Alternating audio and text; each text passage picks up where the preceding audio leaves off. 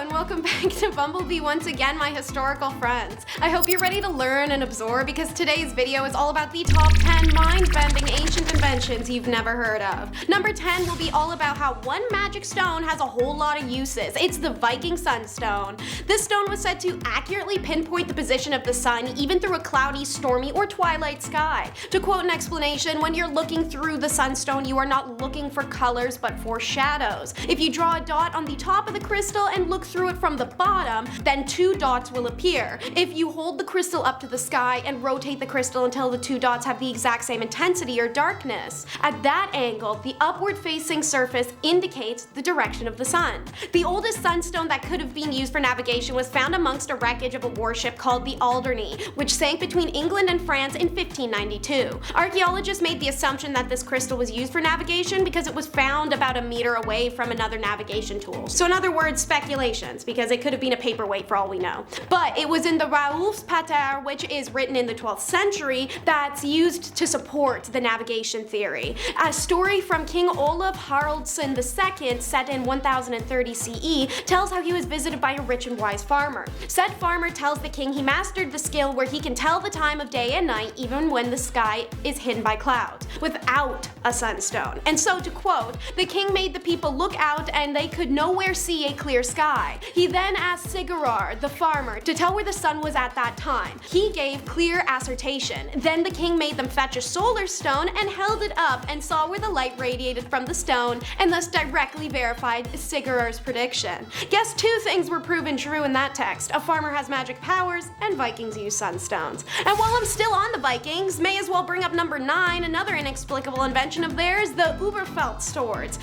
Scandinavian words. I feel like my tongue is just gonna jump out of my mouth and run away trying to say them sometimes. You ever been to IKEA and just read that stuff? Anyways, what makes these swords so inexplicable? We aren't sure how they're made. Listen to this. We'll be learning about Damascus steel in the next point, but it's believed the Scans may have borrowed this technique or even materials from the Damascus steel process in order to make their legendary swords. To quote, archaeologists were shocked when finding these Viking blades because the technology needed to produce such pure metal wouldn't be invented for another 800 years. What reaffirms archaeologists' belief that the steel pattern was not just mimicked but actually shared between the Scans and the Middle East was a 9th century Viking grave that was found and excavated in 2014. Inscribed on the warrior's sword was 4/2 Allah, written in Islam. This could be a massive link between the two worlds that confirms the sharing of knowledge, or at least a steel for steel trade. And as stated, Damascus steel is next on our countdown, coming in at number 8. Some of y'all may have heard of this one by now, especially if you're a regular viewer on our channel. If so, lots of love, and if not, join the fam by subscribing to the Hive. But anyways, what is Damascus steel? Well, it's a very special type of metal that was being produced out of raw material, wood steel, which was harvested in Asia. It was first used around 300 BCE, but the knowledge seems to have been inexplicably lost around the mid-18th century. The secret of making the Middle East Damascus steel has only re-emerged under modern-day scanning of electron microscopes. Turns out nanotechnology was heavily involved in Damascus steel production, as the materials were added to the steel's production to create chemical reactions at a quantum level, as explained by the archaeology expert K. Chris Hurst. Alongside Peter Pulfer, it stated that the metal developed a microstructure called carbide nanotubes, extremely hard tubes of carbon that are expressed on the surface and create the blade's hardness, Hurst explained. Materials added during the production of Damascus steel include cassia bark, milkweed, vanadium, chromium, manganese, cobalt, nickel, and some rare element traces which are presumably coming from mines in India. This may be why the Damascus steel recipe was lost. However, as Hurst wrote, what happened in the mid-18th century was that the chemical makeup of the raw material altered, and the minute quantities of one or more minerals disappeared, perhaps because a particular load was exhausted somewhere in the world. Next up is a bit of an oddball. It's the Oxford Bell batteries, number 7, and unlike most entries on this list, scientists could probably figure out how the Oxford Bell batteries worked literally tomorrow if they tried. But why aren't they? Well, see, in order to do that experiment, they'd need to end another experiment, which is somehow inexplicably kept going for, over 180 plus years on accident. on accident. See, this bell has been ringing since 1840 when it was built by the London firm Watkins & Hill. They created 2 dry pile batteries to power the bell's swing. 2 batteries that should have died within weeks, yet somehow these primitive batteries are still going, leading experts to realize their internal composition must be unique to have kept going on so strongly.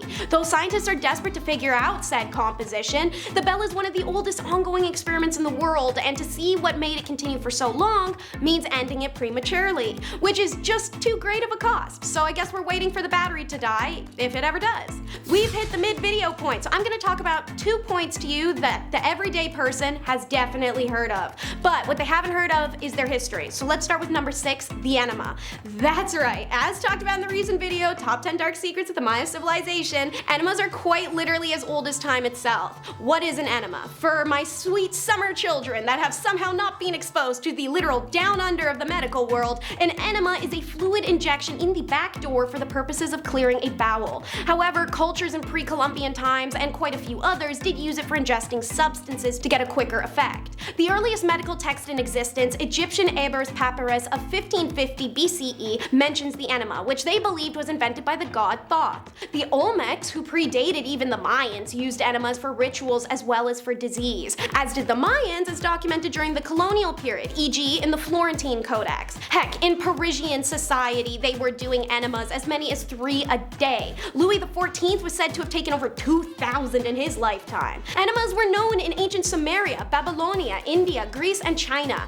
The indigenous of North America, even though far removed, independently discovered them as well. In fact, there's hardly a region in the world where people did not discover or adopt the enema, and as a result, we can't actually say who invented it first and who shared the information with who. It seems as a whole society collectively agreed we should put some stuff back there and see what comes out. The second one you've heard of, and I'd be worried if you didn't, is feminine hygiene, number 5. People of the world had to find a solution for that once-a-month nightmare, and historically the creation of menstruation products has been dependent on geographical location, cultural attitudes towards menstruation, and available materials. Some examples are in the 5th century BC, a Greek physician and father of Western medicine, Hippocrates, wrote that in Greece they used wool wrapped around wooden splints as tampons. As documented in the 10th century, however, they also fashioned wool into rags that they would simply fold and tuck. This information comes to us from the lovely story of a woman who is said to have thrown one of her used menstrual rags at an admirer in an attempt to get him to leave her alone. Ancient Egyptians are thought to have used papyrus fibers in a similar fashion to the Greek tampon. Their strategy was more like rolling a very tight scroll that would act as a cork, as papyrus isn't absorbent. Ancient Japan also used paper in a similar fashion. Some indigenous populations used grass mats, which women would sit upon in lodges meant for those who were menstruating. The naturally absorbent grass would just soak everything up. Another popular indigenous style in North America was buffalo skin or moss. And last but not least, in ancient Chinese culture, sand or dried grass was tightly packed and then wrapped in fabric before being used as a pad-like device for protection, although ovular versions of this were made to be inserted in a tampon-like fashion. All in all, just like our last point, multiple cultures conjured up their own solutions for menstruation, and many of them were decomposable. It's not possible to know who made them first as a result, but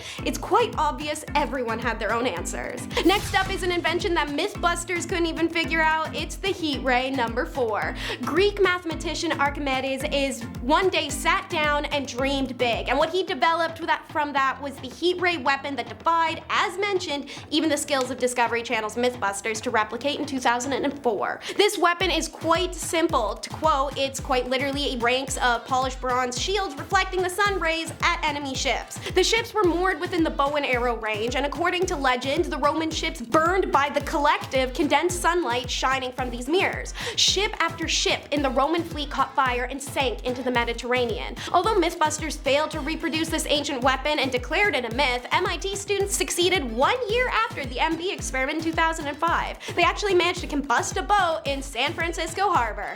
Sadly, the heat ray, if it did exist in the olden times, did not save Archimedes. The Roman soldiers eventually breached Syracuse's walls, and despite orders from Claudius Marcellus that Archimedes not be harmed, one of the invaders killed him during the sack of the city. And the seismoscope is next up for number 3, and it's the first earthquake detecting tool in history. Yet you wouldn't guess it by looking at this ornate golden dragon festooned toad surrounded vessel from around 132 AD.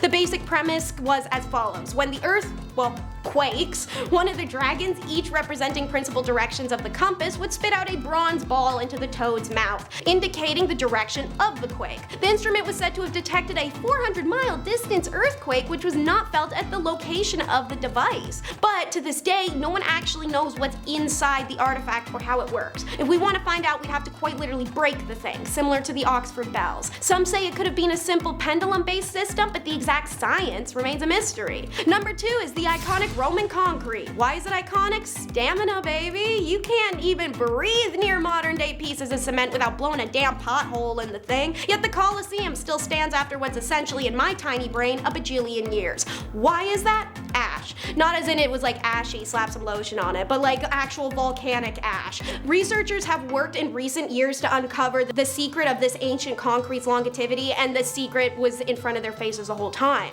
An article published in 2013 by the University of California Berkeley News Center announced that the university researchers described for the first time how the extraordinary stable compound calcium aluminum silicate hydrate, abbreviated to just CASH, binds the material. The process of making it would create a lower carbon dioxide emission than the process of making modern concrete. Some disadvantages of its use, however, is that it takes longer to dry, and although it lasts longer, it is weaker. Did the Romans add ash intentionally, recognizing, even without all the big sciencey words for it, that it added to the longevity? That's the next thing for scientists to crack. And now, last but never least, is number 1, the flexible glass. Yeah, that's right, glass, but make it flexible. However, there are only 3 ancient accounts of the substance known as Verum flexile, and they don't make it exactly clear enough to determine if the substance really existed. The story of its invention was first told by Petronius in 63 AD. He wrote about a glassmaker who presented the Emperor Tiberius, who reigned from 14 to 37 AD, with a glass vessel. He asked the emperor to hand it back to him, at which point the glassmaker, to the shock of the king's court, threw it at the floor. Everyone expected to hear it shatter, but it didn't break. The strange glass only dented, which the glassmaker hammered back into shape quickly. So what did the emperor do to award this amazing god-sent invention? Completely panic. Apparently, fearing the devaluation of precious metals, Tiberius literally ordered the inventor be beheaded, so the secret died with him. Pliny the Elder of 79 AD told this story as well, but he also said that although the story was frequently told, it may not be entirely true. The version told a couple hundred years later by Dio Cassius morphed the glassmaker into some sort of magician, and when the vessel was thrown at the floor, it did break, but the glassmaker just magicked it back together. In 2012, the glass manufacturing company Corning introduced its flexible willow glass. Heat resistant and flexible enough to be rolled up, it's proven especially useful in making solar panels. But if that unfortunate Roman glassmaker did indeed invent Verum flexile, then he was thousands and thousands of years ahead of his time. Thank you for tuning in, and I hope you enjoyed. Be sure to like and subscribe to our channel to see more Bumblebee content, and drop a like down below on which of these inventions you think is most unique.